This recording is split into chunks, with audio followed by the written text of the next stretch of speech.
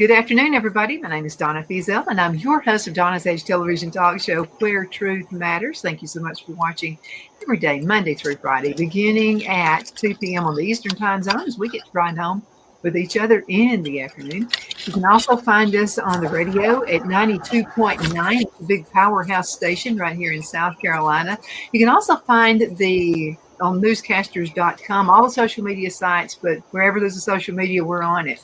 I have a very good friend, Don Brown. He's an attorney, an author, and a speaker, and also candidate for U.S. Senate right there in North Carolina. I miss you guys. How are you doing? Hey, Donna. Well, I'm doing well, and greetings from the campaign trail. I apologize, I'm on the regular studio this morning, but I'm headed up to Cary, North Carolina to speak to a Republican group from the Charlotte area. So good morning from I-485 going around Charlotte. So there you go. Oh, I love it. I miss 485. Is it even more congested than it used to be? Hang on just a second. Okay, can you see over there? That's traffic. What you're seeing is inbound traffic now coming into Charlotte, and we're headed out. So it's, can you see that? You see those cars over there? I see them. That's good old Charlotte. Yep. Give you a little bit of it's not the most professional camera work, but it kind of gives you an idea of what you're missing here. So there you go. Well, I'm good to be in the country in my studio. I'm fine with that right now. I'd rather be in the studio too, to tell you the truth. So there we go. Well, it's beautiful. How's the weather up in that neck of the woods? It's actually gorgeous this morning. You know, it's probably we're getting some leaves changing. So, you know, it's kind of hard, really kind of hard to beat the weather at the moment. The question is, how long is it going to last this way? Yeah. We can change in one day, 4 seasons. It could. That's right. That's exactly right. Okay, let's talk about the elections from yesterday. There were some disappointments. I'm mainly discussing the New York situation there. Folks voted for a nut job. Yeah, you've got a communist Muslim now elected mayor as the largest city in the United States, similar to what we've seen in London and other major capitals. And it's a testament to the failure of our institutions. If you stop and think about it, the shocking thing is not who has been elected, but the millions of stooges that would vote for the guy to begin with. And you know, we've taken that's a testament to the failure of our education system. You take God out of the classroom, you take prayer out of the classroom, you take the Bible out, and you don't teach American exceptionalism. In fact, you teach just the opposite, that America is bad. And over a generation, you're going to have this type of garbage.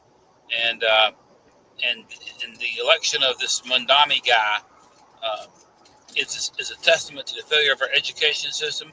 And when I say a failure of the education system, I'm not bashing our teachers. I love teachers, but it's just that the top-down approach from the federal government has driven us to the point that we have a generation of voters that vote for this fool, not teaching communism is bad in the schools, not teaching the Sharia laws bad in the schools. It's also the failure of our immigration system. And the bigger question to do to the country to begin with. Why is Mondami in the country? Why is Ilhan Omar in the country? Or Rashida Tlaib? Why are they in the country? If they embrace a philosophy, Sharia law, that is at war with the Constitution. Why is our legal immigration system allowing them in the country? It raises some questions that have got to be addressed, and it's a sad state of affairs.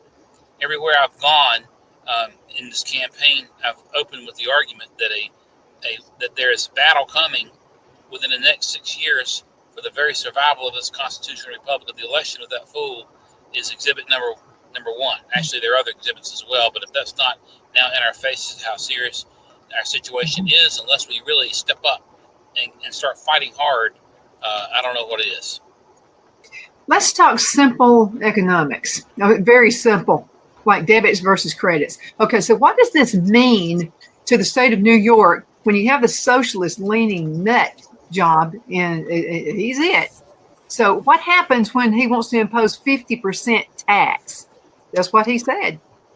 He's open with it. Well, if they're able to do that, you get into constitutional questions of whether he can unilaterally do that as the mayor or not. But he's pushing it. You got a radical city council that is behind him and likely to back him up. What he's going to do, he's just going to, I live in the Charlotte area, and when I moved to the Charlotte area, we had a 65 majority in Republicans over Democrats, and we have pro-business Republicans who built the city. Since then, it's gone to hell in a handbasket. Like Detroit was once one of the wealthiest cities in the world, wealthiest in the country in the heyday of the motor production from Ford, Chrysler, and GM.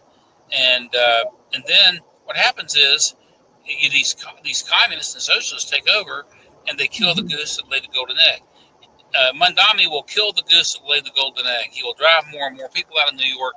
You'll see New York, which was once the greatest city in the world, in Detroit. And because socialism doesn't work, has never worked, he won't have a goose to kill. After a while, he'll kill the goose, and there won't be anybody to lay the golden egg. And all the grandiose ideas that he has about, wanting to have socialist grocery stores and it's like Margaret Thatcher famously said, the main problem with socialism is eventually you run out of other people's money to spend. And so he will drive it in the ground. It will become a shell of a city. People will leave. Unfortunately, Democrats will leave, and I hope they don't come here. I hope that Democrats leaving New York will leave and understand they're leaving Democrat policies and need to change their ways. But it will be the end of the death of the city of New York as we once knew it, in my opinion. Oh, and it's terrible. I was there. It took several business trips in New York, and this is in the 80s and the 90s, and it was much, much better when Giuliani was there and as the mayor. And I actually felt safe walking around at night after our meetings. I mean, I felt safe. Of course, we were with other people, but, it's incredible how filthy it is now. And the shocking thing wasn't that long ago. Yeah, it doesn't take long to destroy Donna, it. can you hear me? Yeah, I can hear you. It wasn't that long ago. Yeah. Giuliani was mayor. Here we go from 9/11 with Islamists destroying the city, destroying those Twin Towers, to putting an Islamist in charge of the city. Talk about a city of fools. New York is a city of fools for letting this fool. But Giuliani was a Republican. Now, he wasn't as conservative as me and you, but he was a Republican. And we go in the 25-year swing from that to this. It's interesting. I was campaigning in Durham, North Carolina, last week, and was hosted by a group there. Durham is the fourth largest county in the state, I believe, still fourth or fifth, and but it's heavily Democrat. There was no Republican running for mayor, so the group that hosted me, Durham Core, they had invited in one of the less radical Democrat candidates to speak to them. And of course, she was catching a lot of hard questions, and rightly so. But in Durham, North Carolina, they have this program called the HEART program, HEART. That's where you have a shrink ride in the car with police officers. And she was defending this HEART program where the shrink rides in the car with police officers. It's being there to counsel. Look, they're paying salaries to these HEART fools. I guess I shouldn't say fool. My grandmama taught me not to say that, so I'll take that back. But they're paying salary to these HEART people. They're psychologists to ride with police officers. Those salaries could go to employ more police officers. But that is typical. That's typical of the liberal, foolish Democrat mentality. You're going to see more and more of that in New York. New York's trajectory is absolutely down at this point, and they've done it to themselves. Well, something, as a country, we're known for this. We have to go through years of hell in order to be back on top again. And we just discovered that with Biden in for 4 years, and hopefully now things are turning around. So is New York going to have to go through that as necessary means for turning less corrupt? They're going to go through it. There's no question about it. The question is whether or not anybody with any semblance of common sense would have all left the city, and the takers are still in charge. See, the takers are in charge of New York. Give me this, give me that, give me what you made. They are subject to believe foolish Democrat promises, and as bad as it will get next time there's a mayor's race, the the Democrats will blame it on Trump and Republicans and these fools that are putting, I shouldn't say fool, these idiots, how about that, that are putting Donna in office will probably fall for the same thing, unless we start a radical change in our approach to education and do it over a period of years. In the school system, we need to teach that socialism is bad, that capitalism is good. We're not teaching that. We're teaching just the opposite. So we're laying the groundwork for this type of radicalism that we're seeing at the ballot box. But I'm not optimistic that the city of New York is going to be doing anything to change in a positive way anytime in the near future. Well, New York doesn't have to stay at the top, and they're going to decline big time. So what does this do to the rest of the country? Because New York thinks they got it big. Well, I hope that what it does to the rest of the country is send a massive alarm bell to those who haven't woken up yet, the people that are kind of in the center or aren't paying much of attention. I hope it will send an alarm all across the country that we better get our act together, or it's coming to a neighborhood near you. We have seen these attempts for Islamic infiltration into suburban southern towns and counties and cities all over the place. And that is my hope. New York can fend for itself as far as I'm concerned. I don't have any desire ever to go there. It is disgusting. What they've done is disgusting. It's beyond reprehensible. But yet you have the AOCs and the Bernie Sanders types who are applauding this. That's what's happened to the Democrat Party. They've become a communist party. Somebody said they become socialists. I heard the chairman of the North Carolina GOP said they're officially socialists. Actually, they're communists. Yeah. They're beyond socialist. They're dictatorial. And we've got to teach that communism is bad. You see, part of the problem is we've not been teaching, Donna, that communism is bad. That's been part of the issue that we've had to deal with. We've had a whole generation of young people that are taught that socialism is cool. And really is destructive and leads only to poverty and death. So we got to change the way that we are training and teaching folks to start thinking from a different prism, or we're going to be, my concern is this will spread. We got to contain the cancer in New York City. Absolutely. Some people would say New York is the Babylon, and Babylon failed big time. It went down to its knees. Sure. Yeah, history repeats itself. You see this type of foolishness repeating itself through history. If we don't learn from history, we're doomed to repeat it. Donna said, and Churchill repeated. So either we're going to wake up and smell the coffee or we're not. All you and I can do is continue sounding the alarm, Donna, and you're doing a great job of it. Well, something, I'm really disappointed in women. I really am, especially in New York City, some of the bigger cities. First of all, the claim that men can compete in women's sports, and now you vote a mayor in. Sharia law, shouldn't that be enough for you not to vote for the fool? Of course, first of all, you should never have been allowed to immigrate into the United States because of a Sharia background.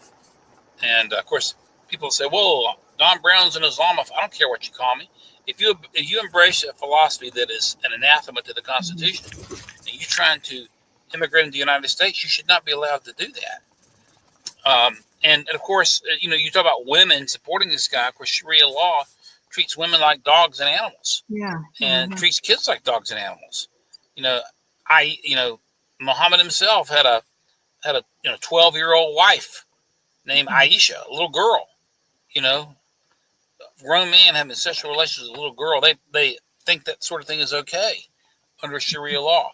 But yet, again, the problem isn't just the fool who's been voted in. It's the nation of fools, or in this case, the city of fools that have put him there. And all we can do is continue to sound the alarm and understand the truth will set you free. The truth is more powerful than their lies. The question is, how long is it going to take for them to actually see the light? Well, something, Don, these folks is, what's good for the team. That's their whole idea about everything in life.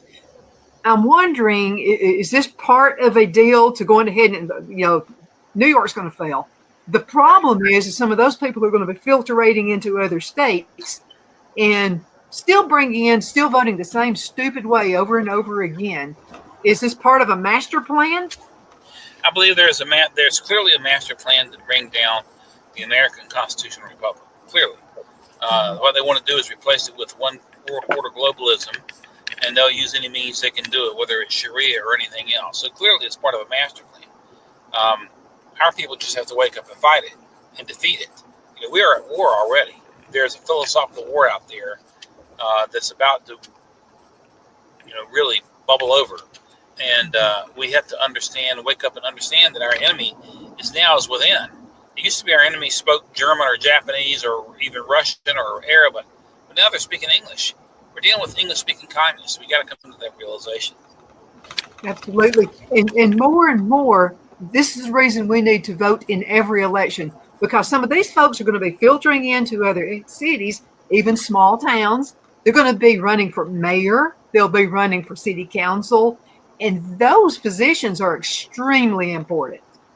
Those are the positions that immediately cause us to feel impact more quickly than anything else.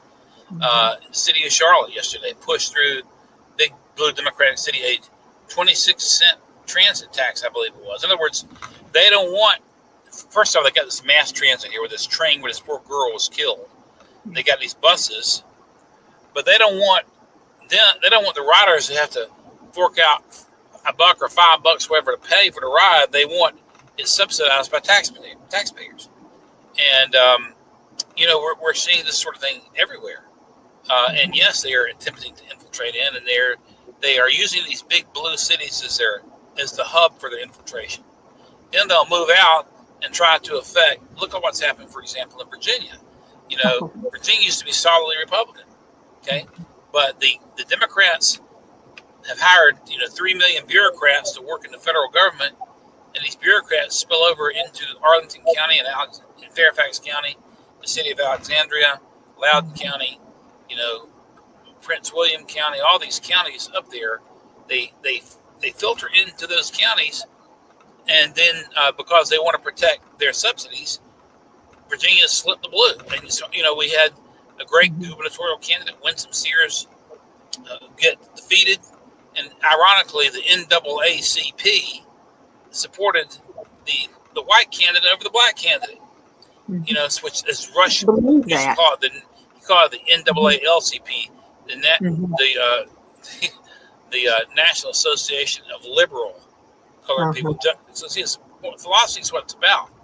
So you would think that the NAACP would support a African American woman who had been lieutenant governor for that race, but no, they support the socialist instead. So the fear is well founded. We have a lot of good, solid, conservative New Yorkers in North Carolina who moved out for the right reasons. These Manhattanites and others who are going to be leaving when they can't afford to live there anymore. Hopefully, they'll remember what drove them out and vote against. Only have a chance to vote against when they come here. Well, you know something? I'm no fortune teller, but I have an ounce of common horse sense in my head. So let's talk to the people who are on the freebies, who voted for this clown, Mayor of New York, okay? So let's talk to those folks for just a few minutes. And let me tell you what I know just from history. That's why it's so important we know history. Okay, the first people who are going to suffer are going to be the people who are taking the freebies. They're going to wind out on the streets with nothing, because when it comes right to it, that there's no middle class there. It's only your higher ups and your lower downs. So any middle class is moving out. They're gone. They're going to get somewhere where they can actually make a living and live and support their families. So you're going to be left with the higher ups, lower downs. That's just, and I hate to put it that way, but that's the way it is. So these folks they're going to be on the streets there, because you've got to pay for something. Well, guess what? The money is going to go to the rich, not to the poor. I mean, that's the way. That's how you break down a country. That's how you break down a city. Right. The whole purpose of socialism is to destroy the middle class, so that you have a small handful of oligarchs. And Bernie Sanders talking about oligarchs and millionaires and billionaires. Look how rich that hypocrite becomes in the Senate. Or look at the rest of them. They just become rich, and then they talk about oligarchs as if they're not talking about themselves. That's exactly what's going to happen. You will have a small handful of ultra-rich and a vast sea of poverty. And the recipients of these welfare benefits are going to be part of the sea of poverty with no way of getting out, which is exactly what the tyrants want. You know, Mhm. more for thee, more for me, and not for thee. You know, and so you get who you vote for, and anybody in New York City listening to me, you watch, you wait, you see, you're going to see that you just brought a disaster upon yourself. Oh, yeah. And my prediction is this, too. Again, I'm no soothsayer. I'm just using common sense here. Okay, so what are they going to do with these folks? There are bunkers, underground bunkers all over New York. They're going to wind up living there with nothing, with the rats and with the roaches. That's the way it's going to be. Well, you know, they come to that, and they put them to subways. Who knows? People be living like rats because there's no Mhm. place to put them. And they're going to be trying to get money from the federal government. Trump's going to cut them off, and he should cut them off, and rightly so. Not going to get it. Absolutely. So let's talk about again the rest of the country, because this really, I mean, I'm upset about this election. So this really filters on down to all the other 49 states. Okay. And beyond that, the world as well, because people could be moving out. So will there even be any small businesses left in New York? What's your prediction? No, I think the goal, of course, is to destroy small business all across the board.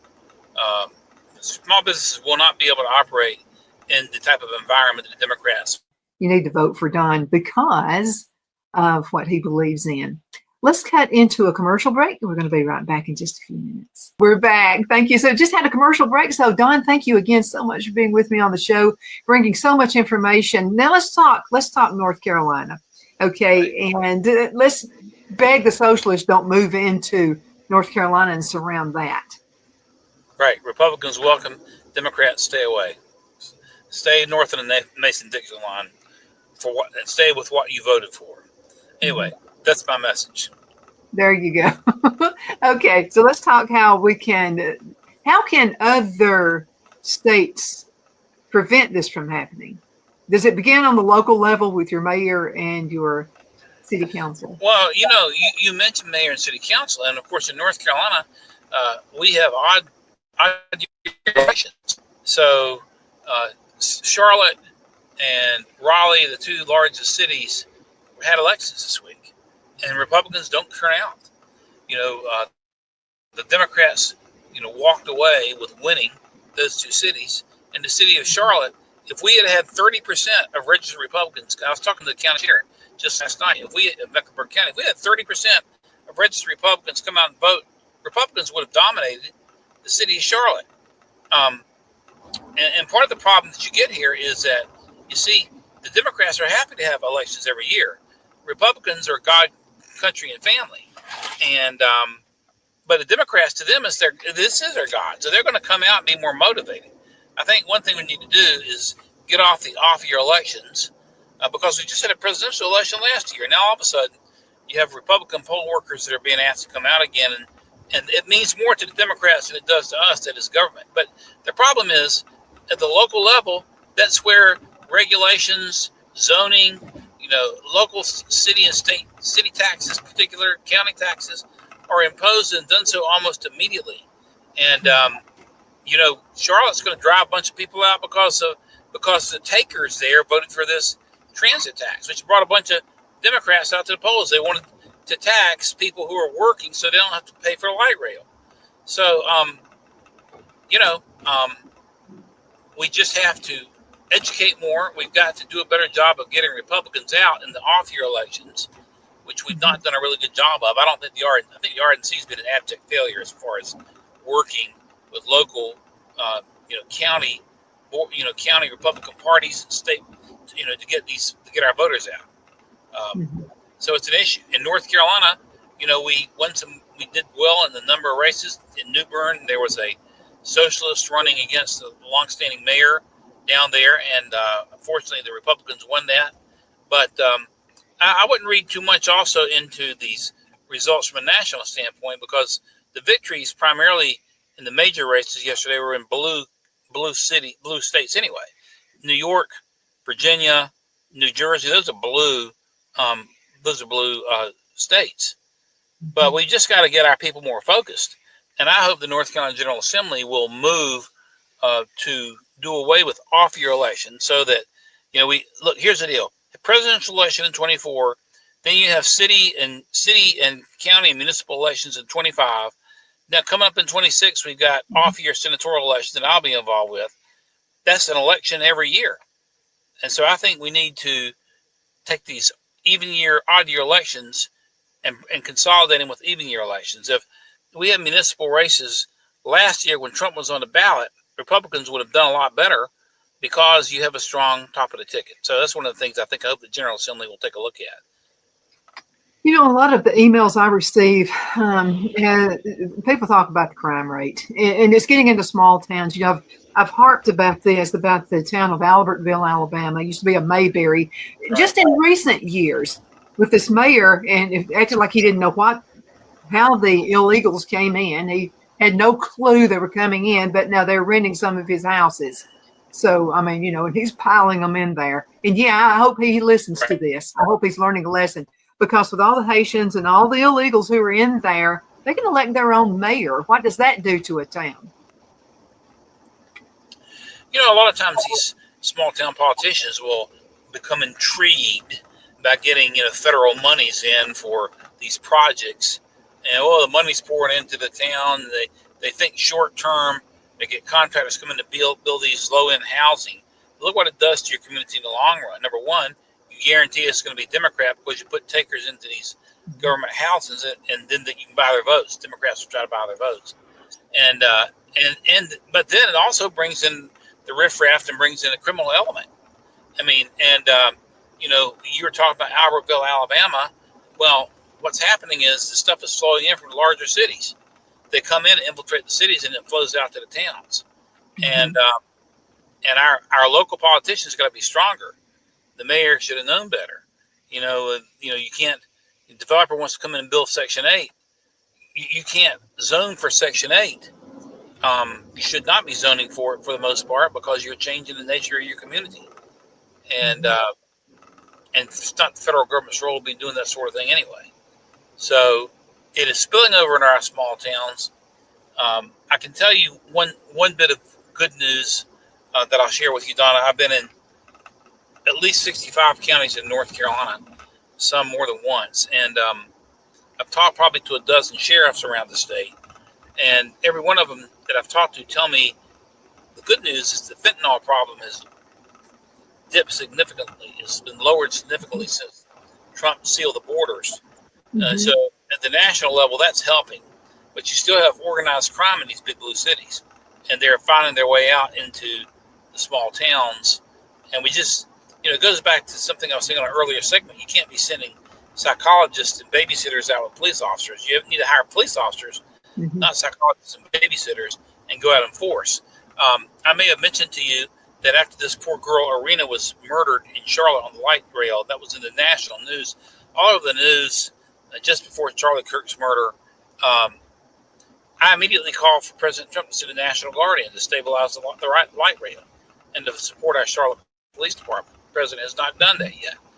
But I called on the president immediately to do that. 2 weeks later, the Charlotte-Mecklenburg Fraternal Order of Police joined in that call, followed me, and said, hey, that's a good idea. We're also calling for the National Guard to come in to stabilize the crime situation in Charlotte. That's the Charlotte Police Department, their police union. And I was talking to the head of the chapter, the president of the Fraternal Order of Police, Lodge Number 9 for Charlotte-Mecklenburg Police, and all the law enforcement here in the area, in the Charlotte area. And he was telling me that Charlotte has fewer police officers now than Charlotte had in 2018. But it has a population of 60,000 more. In other words, 60,000 more people live in the city. But you got fewer police officers. And part of that's because of idiotic Democrat policies that just they don't want to spend money on law enforcement. They want to spend money on a bunch of dumb, cultural crap stuff. I shouldn't say that, all over the place. They want to spend money on social workers, but they don't want to, and all of that is just a boondoggle rather than protecting the people. And that sort of thing needs to be exposed, and we got to be more determined to support and back the blue, and because that's the only thing that's going to deter crime is having more officers on the street and getting tough with criminals. No, absolutely. So I wanted to ask you a question. This is about the Census Bureau that's take a census every 10 years. Should it be A little sooner than that, maybe 5 years, based on the number of people who are filterating towns. Well, Because this doesn't make sense. Okay, so the small town I was living in Alabama. Okay, so I had the mayor to admit this. Okay, so you had a census of 900 and something people. However, there were 1,200 students in the school. Okay, how can you have 900 people in a town? Census says 900 people, but then you have 1,200 students. Don't all of those students have at least one parent and at least one sibling? That would mean we've got over 3,000 people instead of 900, like the most recent census stated. Well, you're pointing out a problem, an antiquated problem with the census system. Constitution contemplates the census every 10 years, but there's nothing to prohibit it. It is constitutionally basically mandated every 10 years, but there's nothing to prohibit a census to occur midterm or every 5 years or every 2 years. And you've identified a problem that we're seeing. You have some towns, that have become ghost towns because of NAFTA, and you're looking at a census from 8-9 years ago that isn't accurate, and in some that become boom towns because for whatever reason, and so you're not getting an accurate reflection. And the other thing about the census is, recall the big battle over the census now is that Democrats want to count illegals in the census, but they want to count illegals because they want to help them in terms of the way they draw the congressional lines. And so we've got to, we need a ruling from the Supreme Court on this. But I can tell you that illegals under the 14th Amendment, which is where the citizenship clause is found in the Constitution, citizenship clause in the 14th Amendment was designed to give citizenship only to the children of former slaves, and not the children of illegals in the nation. As a matter of fact, at the time the citizenship clause was passed, citizenship was prohibited for the children of American Indians who were living inside of geographic boundaries of the country, but were living on tribal lands, which are technically their own nation. So that's a big deal with the census as well. We have to make it clear that illegals cannot be counted in the census. And what you're seeing now, like the state of North Carolina has just redrawn its lines for congressional districts, but so is California. But that is in part because there is such a quick and rapid flux in where people are moving and where they're leaving. So yes, I think you ought to have more flexibility and be able to have an accurate count. You cannot do that once a decade. That's impossible. And I'm gonna stress this point because it's so important. Who you elect on the local level, right. Your mayor and your city council members, because this is what has happened, and I know it because I've seen it unfold. Okay, I've watched this wonderful, wonderful town being crushed. Now, during the guy's campaign, he did mention that they have more retail stores. Okay, but you also have more theft. Okay, I know retail stores, the moms and pops are just giving it up. It's just like, I'm done with this because they're getting no police protection. None. ICE has been to this small Mayberry town. They were there just a few months ago and arrested a whole bunch of illegals at a restaurant. I mean, and then Phil and I, we go to Alabama once a month because we have sponsors who are still with us in Alabama, and they're staying with us with the show. And so I make it a point to go there every third Monday of the month. And we spend all day there. We do, videos and what have you. But we stayed at a hotel in Albertville. Never do it again. Right, never. Right. Because it was like this one big, huge party. And it's a small motel, okay? But it used to be a nice one. I mean, nice, peaceful. Traveling through, you would send your relatives there who are coming in from out of state for the holidays. No more do we do that. Well, I won't say which hotels or which towns they were in because I don't want to embarrass the towns, but I've been in certain hotels during this campaign. You go in and there's a smell of formaldehyde, it sounds like, on the floor. It's can barely breathe, and you have unsavory characters hanging out. And sometimes you got to do that because you're out in the middle of away from the Hampton Inn. I mean, you stay where you can find sometimes. And I'll usually I usually take a gun with me when I go into places like that, just to be safe. Mm-hmm. And God bless the Second Amendment, but I'll usually do that. And because there have been situations when you're having drug dealing right outside the door and that sort of thing, and you just got to watch it. Oh, yeah. I mean, it's happening, but they had to call the police twice. The person at the front desk was afraid, and she wouldn't do anything about it. So we had to call them twice. And I just told them, we'll never stay here again, ever. Never. Right. If we don't, and this I'm seeing a switcheroo of towns, because the town Gadsden and Atala, Alabama used to be known as thug towns in Alabama. They used to be. They're much safer now than the smaller towns are. How is that happening? Yeah. Right. It's just incredible. They're getting the attention, apparently. Yeah. Yeah. Okay, so let's talk about the educational system, because I mean, there's a lot of work that needs to be done, and like you've said, there are some wonderful teachers. But it's the platform they're given. Well, I would say the educational system has suffered irreparably almost since the federal government decided that it wanted to get involved, even before the Department of Education was created in 1980 under Carter, ran down our throats before Reagan came in. The federal government, through the ESEA Title I, II, and III, were already trying to force top-down curriculum. And so what we've had is a twofold failure in education from a philosophical standpoint. One, they took prayer out of the schools. They took, the Supreme Court did, took Jesus out of the schools, took the Ten Commandments out. And so there was a deliberate effort to de-emphasize morality within the public system. They took teaching American exceptionalism out of the schools. Are we our patriot forefathers, the men who World War I and World War II? You teach morality in the school system. That's the first problem. The second problem,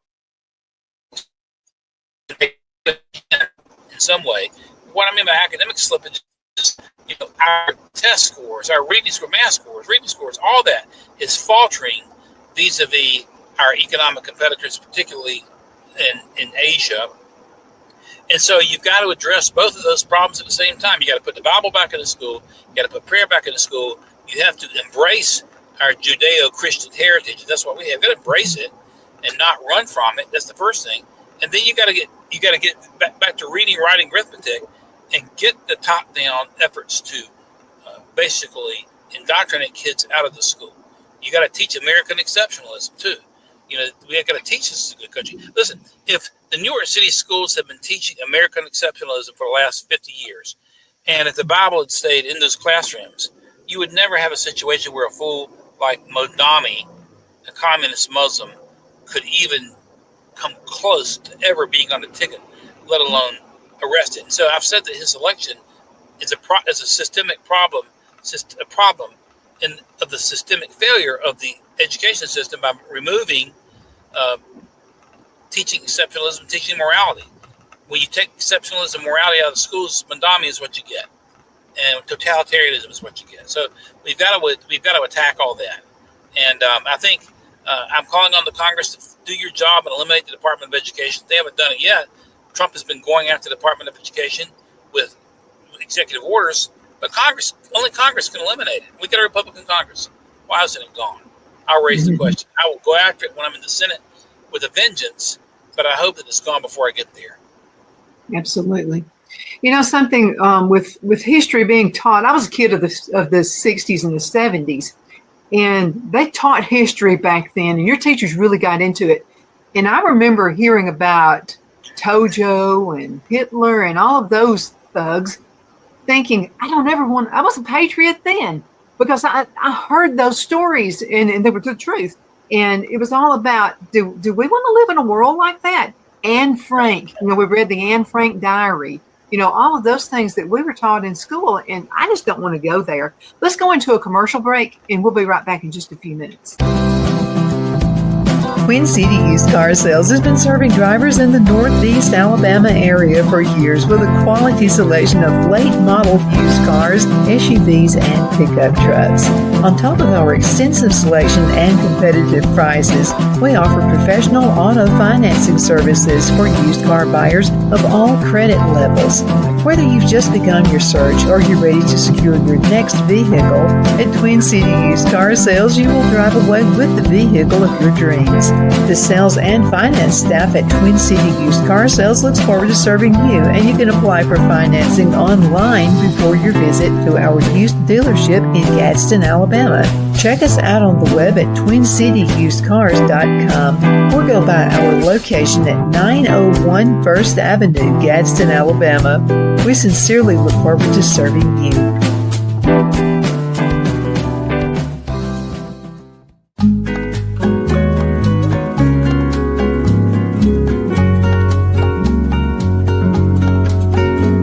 At Lamone's Mexican Restaurant, located in Henniger, Alabama, and voted Best Mexican Restaurant of DeKalb County, Alabama 2020, we're here to serve you with authentic Mexican cuisine. Order easily online by going to lamonsmex.com or call 256-657-3999 to place your order. We're open Sunday through Thursday, 11 a.m. to 9 p.m. and Friday and Saturday, 11 a.m. to 10 p.m. Whether you're celebrating a cozy date night for two or a celebration for a crowd, at Lamone's you'll love our atmosphere and friendly servers. Thank you for dining with Lamone's Mexican Restaurant.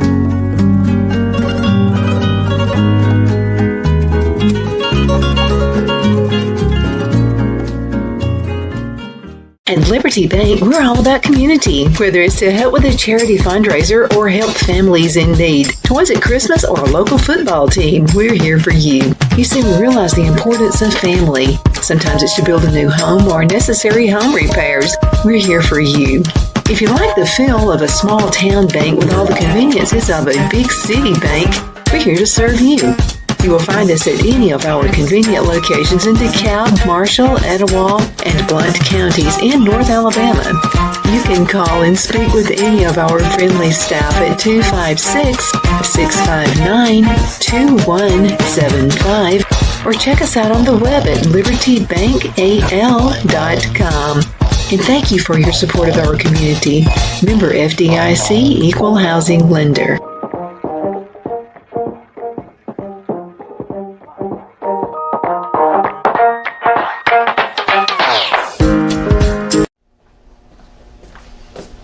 Are you ready?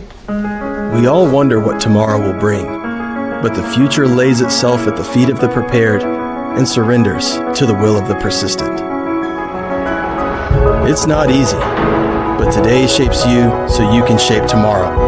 With Northeast Alabama Community College, when the future asks if you're ready, you can answer. Yes. Begin your future at Northeast Alabama Community College. We are back. My name is Donna, and I'm your host of Donna's Age television talk show where truth matters. That's why we always have Donna on the show with us. Donna, we have some new sponsors, My Patriot Supply, and the good food there, right there. If you are thinking about an inheritance for your kids and you live in New York, you need to go to my website because you can put away food that will last 30 years with this program. So go to donnasedge.com, donnasedge.com, and click on the link that shows My Patriot Supply and go ahead and get that order in. They've got some great specials going on right now as well. Also, Honey Baked Ham. Everybody knows Honey Baked Ham. Christmas and Thanksgiving coming up. Go ahead and get that on order. And Eggs Up Grill. I don't know if you guys have an Eggs Up Grill in North Carolina, but look, I'm giving away these cards right here. $25 every Friday. So go ahead and check that out. And they actually serve breakfast and lunch. So you can have if you're a breakfast person, you can have breakfast for lunch as well. And they serve burgers and fries and all that stuff too. But again, thank you to all of our new sponsors. We definitely appreciate it. And we appreciate all of our sponsors who are staying with us. Definitely. Thank you so much. Don Brown is with us right now, a candidate for U.S. Senate. And I know it sounds like, Donna's down on, I'm not down on anything. I want the country better. We've got to start thinking with our own minds. Okay, don't be fed, but don't even be fed by me. Go ahead and do your own research. Don, how do you suggest? And by the way, thank you for your service. Always. How can folks get the right news? Well, I'll go to several different news sites. Of course, I'll go to your show, Donna. I'll go to Citizens Free Press, go to Revolver News. Sometimes I'll go to ProTrumpNews.com. The first thing to do is understand that we should check and double check sources. I would do that. But one of the most alarming things that I go to sometimes is a website called usdebtclock.org. And I would encourage everybody to go to usdebtclock.org. It shows the exploding national debt right in front of our eyes. And we brought the rate of spending down the Republican from about $55,000 a second to about $37,000. I didn't say that right. The debt is exploding right now at about $37,000 a second. It was exploding at about $55,000 a second under the Democrats, 55 to 60. But debt is still exploding. And if we don't get control of the debt, we're going to lose everything. And folks need to understand that. And you Democrats have created the problem, but our Republicans have not stopped it. I'm going to go to the Senate and try to fight it and stop it. So if there's one alarm that I'm sounding all over the state, is that the national debt is something that we've got to take seriously, or it's going to take us down. Mm-hmm, absolutely. Another one thing I wanted to make mention of, Don is not driving in his car. Okay, he's not driving as he's talking to me, okay? Before anybody I am not driving. Hang on. All right, you can see my hands. Not driving. He's not driving. I have a bodyguard and a driver taking care of me today, so that's good. There you go. Can't get any better. Actually, I did have to move it. I am in the back seat. I had to move into the back seat because the sun was so bright coming through the front. It was blinding me out, which might be a good thing. But so as I got into the back seat of our new Ford Explorer, never sat back here before, and rather comfortable, and got a little bit better lighting because at least the hood blocked some of the sun out. So I am not driving, that's for sure. I'm not going to let you go until we talk about fair tax.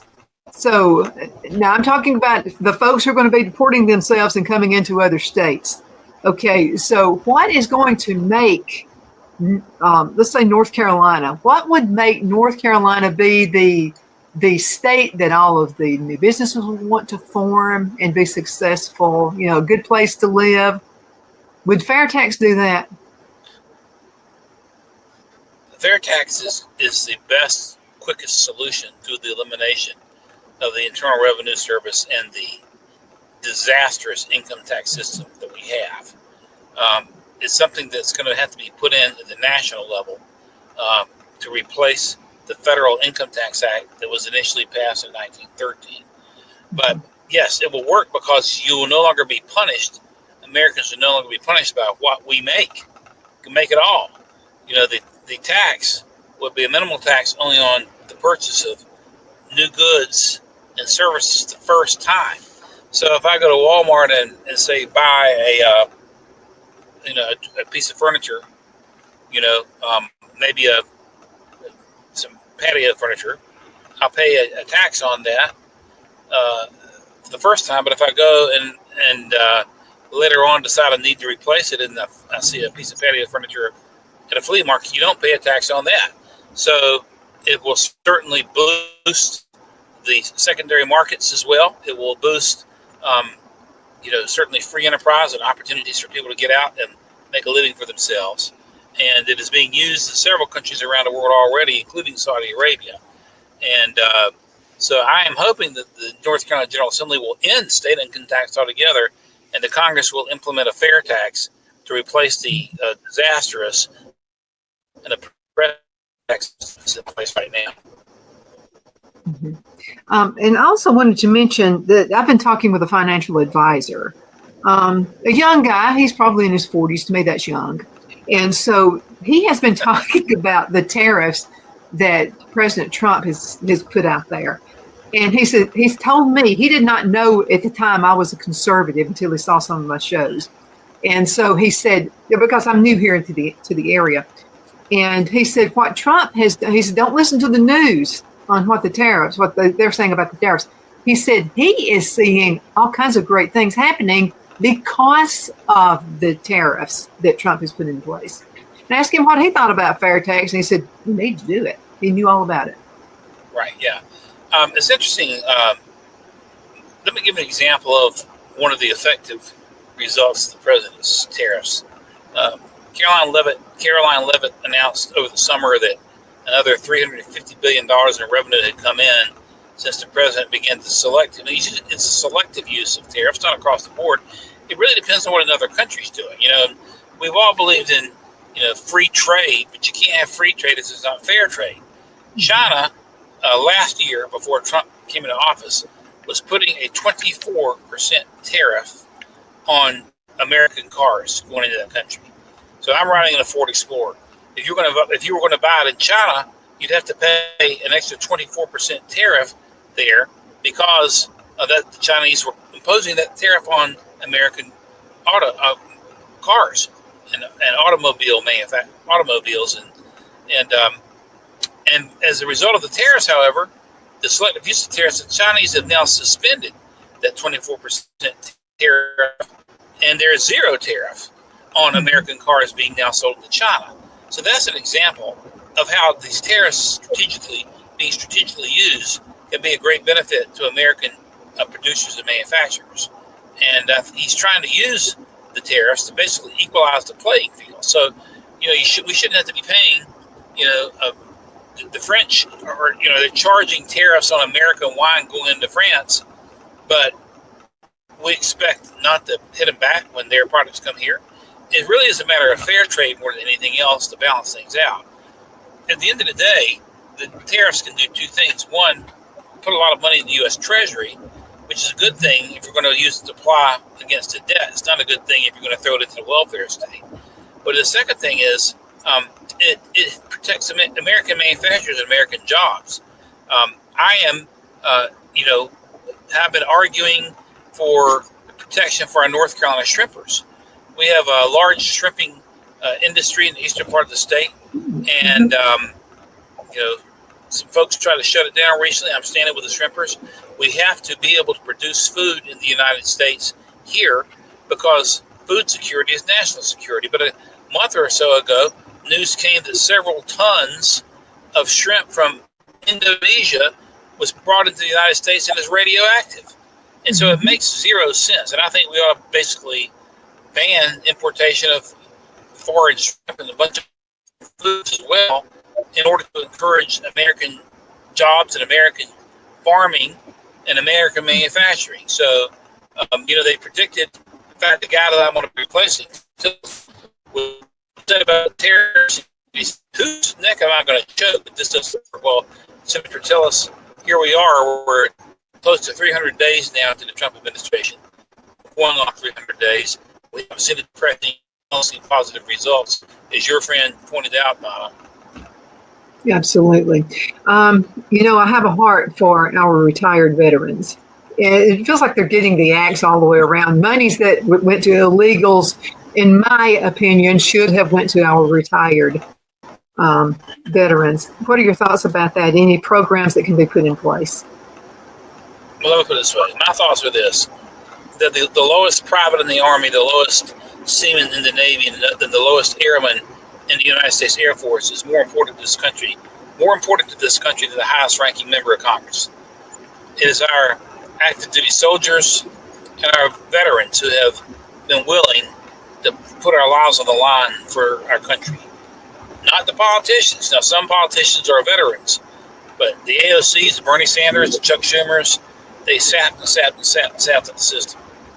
It is not right for members of Congress to have a better health care system than veterans of the United States Armed Forces. In fact, veterans should have a better health care system than members of Congress. I think every veteran who serves this country should be able to have a card and walk into any doctor's office anywhere and get whatever medical care is needed, because that is part of the sacrifice that's been made for this country, especially now in an era of a half a century without the draft. Most of our veterans now or volunteering to go and not being drafted. So we got to do better by our veterans. And I think it's absolutely disgusting that illegals, okay, and members of Congress are being treated better than our veterans. It is a national scourge and a national disgrace, and I'm going to fight to change it from the floor of the United States Senate. You better believe it's a national embarrassment is what it is. I'm ashamed of that. Absolutely. Don, we're going to have to call it a day. Hope you have safe travels out there on the road, and looking forward to talking to you next time. How can folks find out more information to contribute to your campaign and maybe even volunteer? Thank you, Donna. We'll take that. Go to Brown Attorneys, Brown for NC. I have several websites. brownfornc.com. That's Brown, FORBROWN, brownfornc.com. Click on us. You can contribute there. We'll take anything we can get. A maximum of $3,500 per person, down to $5. We need everything we can get. We appreciate support. Drop me a line there, and I'll get back to you. And really appreciate the opportunity to interact with voters and fellow North Carolinians. Yeah, absolutely. If I were living in North Carolina, I'd vote for you. Phil would too. Absolutely. Right, guys, thank you so much. Thank you guys so much for watching. It's so good to be with you today. Continue sending email. I love them. Donna@donnasedge.com. Donna@donnasedge.com. The only place I buy my beef is Lone Tree Ranch in Collinsville, Alabama. Their cattle is born and raised on their ranch, grass and grain fed, and you can feel confident when you serve your family and friends because their beef is all natural and no antibiotics or hormones are added. You can buy whole beef or perhaps go in with family or friends and buy half. Their customer service is number one as they take care of the delivery to their local processor and can deliver to your home for a small added fee. They also offer herd replacement heifers. I always call Lone Tree Ranch in Collinsville, Alabama for my beef specialty recipes and cookouts, and you can too. Food shortages are increasing, so buy local by calling 256-523-6462. That's 256-523-6462.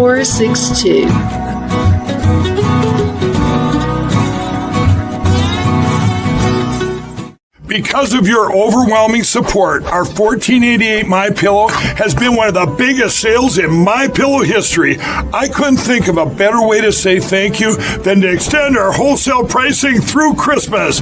Get a classic standard MyPillow for only $14.88. Upgrade to a queen size, just $18.88. King size, only $1 more. Get my body pillows for only $29.88. And ready? Multi-use MyPillows, only $9.88. It's perfect time to stock up for Christmas gifts for everyone on your list.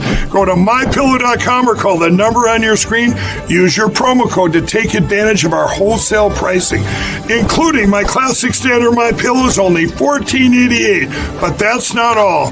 I'm so confident you're going to love our classic MyPillows that I'm going to extend my 60-day money-back guarantee until March 1st, 2025.